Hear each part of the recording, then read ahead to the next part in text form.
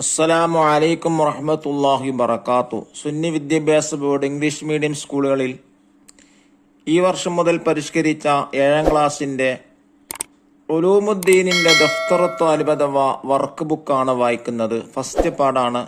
ബിസ്മില്ലാഹിർ റഹ്മാനിർ റഹീം. അൽഹംദുലില്ലാഹില്ലദി അൻഅമ അലൈനാ വഹദാനാ ലിൽ ഇസ്ലാം വസ്സലാത്തു വസ്സലാമു അലാ സയ്യിദിനാ മുഹമ്മദിനില്ലദീ അർഷദനാ ഇലാ സുബിലിസ്സലാം വഅലാ ആലിഹി വസഹ്ബിഹി വത്താബിഈന ലഹും ബിഇഹ്സാനിൻ ഇലാ ആഖിരിൽ അയ്യാം അമ്മാ ബഅദ്.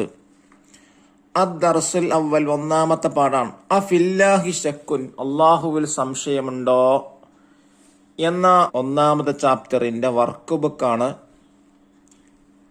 ഫില്ല് ചെയ്യുന്നത്.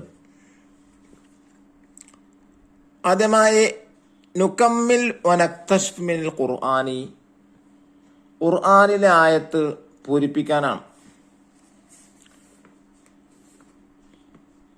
ഇന്ന ഫീ ഖൽഖിസ് സമാവാതി വൽ അർളി വഖ്തിലാഫിൽ ലൈലി വന്നഹാരി ലആയാത്തിൽ ഉലിൽ അൽബാബ്. രണ്ടാമത്തത് വഫിൽ അർളി ആയാത്തുൽ ലിൽ മുഖ്നിൻ വഫീ അൻഫുസികും അഫലാ തുബ്സിറൂൻ. മൂന്നാമത്തത് അഫില്ലാഹി ശക്കും ഫാത്തിരിസ് സമാവാതി വൽ അർള്. ഇനി രണ്ടാമത്തെ വർക്ക് എന്താണ്? നുജീബ്, ഉത്തരമെഴുതാം. ചോദ്യം 1. സൃഷ്ടാവ് അല്ലാഹു തആലയാണെന്ന് ഭൂമിയിൽ കാണുന്ന ദൃഷ്ടാന്തങ്ങൾ. പർവ്വതങ്ങൾ, സമുദ്രങ്ങൾ, കാടുകൾ, മൃഗങ്ങൾ തുടങ്ങി ധാരാളം ദൃഷ്ടാന്തങ്ങൾ ഭൂമിയിലുണ്ട്. രണ്ടാമത്തത് എല്ലാറ്റിൻ്റെയും സംവിധായകൻ അല്ലാഹു തആലയാണെന്നതിന് ആകാശലോകത്ത് കാണുന്ന ദൃഷ്ടാന്തങ്ങൾ. ഗ്രഹങ്ങൾ, ഉപഗ്രഹങ്ങൾ, നക്ഷത്രങ്ങൾ, ധൂമകേതുക്കൾ, ഉൽക്കകൾ, ഗാലക്സികൾ, ഇങ്ങനെ എന്തെല്ലാം. മൂന്നാമത്തത് എല്ലാം സംവിധാനിച്ചത് അല്ലാഹു തആലയാണെന്നതിന് നമ്മുടെ ശരീരത്തിലെ ദൃഷ്ടാന്തങ്ങൾ.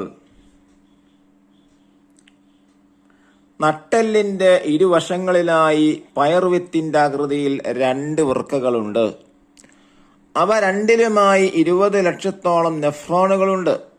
അവയുടെ കൃത്യമായ പ്രവർത്തനം മുഖേനയാണ് രക്തം ശുദ്ധീകരിക്കപ്പെടുന്നതും മാലിന്യം മൂത്രമായി പുറത്തേക്ക് വരുന്നതും.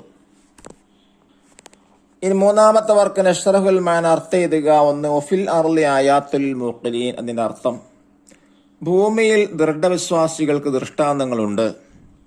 രണ്ടാമത്തത് ഒഫി അൻഫുസികും അഫലാ തുബ്സിറൂൻ, അവരുടെ ശരീരങ്ങളിലും നിങ്ങൾ ചിന്തിക്കുന്നില്ലേ. മൂന്നാമത്തത് അഫില്ലാഹി ശക്കും ഫാത്തിരിസ് സമാവാതി വൽ അർള്, ആകാശഭൂമികളെ സൃഷ്ടിച്ച അല്ലാഹുവിൽ സംശയമുണ്ടോ. നാലാമത്തെ വർക്ക് തഖ്സീസ്, അസൈൻമെന്റ് ചെയ്യാൻ. 1. പ്രപഞ്ച സൃഷ്ടാവ് അല്ലാഹു തആല എന്ന വിഷയത്തിൽ ലേഖനം തയ്യാറാക്കുക.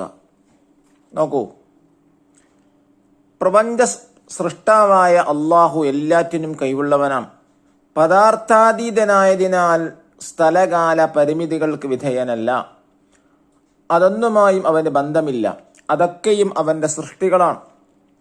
അവനെ സംബന്ധിച്ചിടത്തോളം എന്തുകൊണ്ട് എന്ന ചോദ്യവും അപ്രസക്തമാണ്. അഥവാ സൃഷ്ടികളുടെ എല്ലാ ചോദ്യം ചെയ്യലുകൾക്കും അതീതനായവൻ.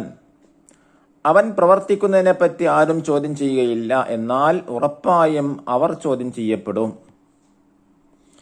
ആകാശഭൂമികളുടെയും അവയിലുള്ളവയുടെയും ആധിപത്യം അല്ലാഹുവിന് മാത്രമാണ്. അവൻ എല്ലാ കാര്യങ്ങൾക്കും കഴിവുറ്റവനാണ്.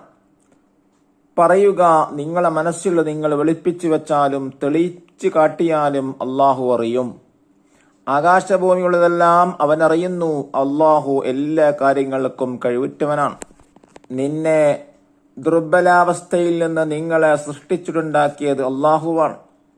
പിന്നീട് ആ ദുർബലാവസ്ഥയ്ക്ക് ശേഷം അവൻ നിങ്ങൾക്ക് കരുത്തേകി. പിന്നെ ആ കരുത്തിന് ശേഷം ദൗർബല്യവും നരയുമുണ്ടാക്കി. അവൻ താനിച്ഛിക്കുന്നത് സൃഷ്ടിക്കുന്നു. അവൻ സകലതും അറിയുന്നവനാണ്, എല്ലാറ്റിനും കഴിവുറ്റവനുമാണ്.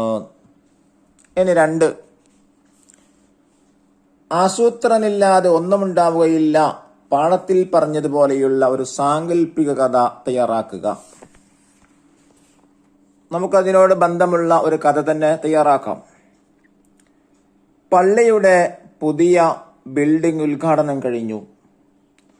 ഉസ്താദും നാട്ടുകാരും ആവേശത്തോടെ പള്ളിയുടെ ഹാളിലെത്തി.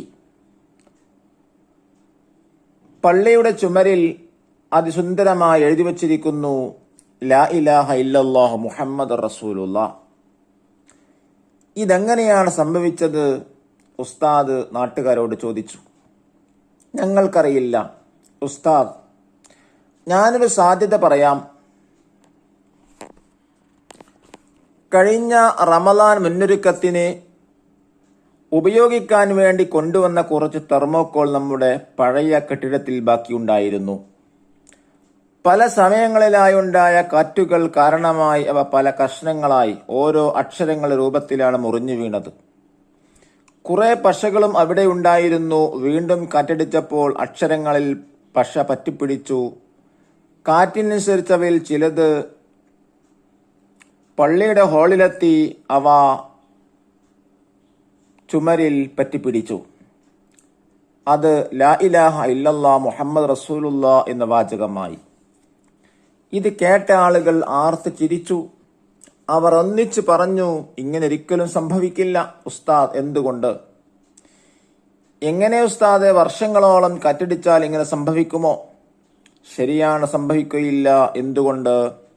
ആളുകൾ നിശബ്ദരായി. ഉസ്താദ് തുടർന്നു, ഇവിടെ വളരെ വ്യവസ്ഥാപിതമായ ഒരു ആസൂത്രണം നടന്നിട്ടുണ്ട്. അപ്പോൾ അതിനു പിന്നിൽ ഒരു ആസൂത്രകൻ വേണം, ശരിയല്ലേ? തീർച്ചയായും. ആളുകൾ ഒന്നിച്ചു പറഞ്ഞു. എങ്കിൽ ഈ വിശാലമായ പ്രപഞ്ചത്തെക്കുറിച്ച് ആലോചിച്ചു നോക്കൂ. അല്ലാഹു തആല നമ്മെ അനുഗ്രഹിക്കട്ടെ, നമ്മുടെ ഈമാൻ കരുത്തുറ്റതാക്കി തരട്ടെ. ആഖിബത്ത് നന്നായി മരിക്കുന്ന സ്വാലിഹീങ്ങളിൽ നമ്മെ എല്ലാവരെയും അല്ലാഹു ഉൾപ്പെടുത്താൻ അനുഗ്രഹിക്കട്ടെ. അസ്സലാമു അലൈക്കും വറഹ്മത്തുള്ളാഹി വബറകാതുഹു.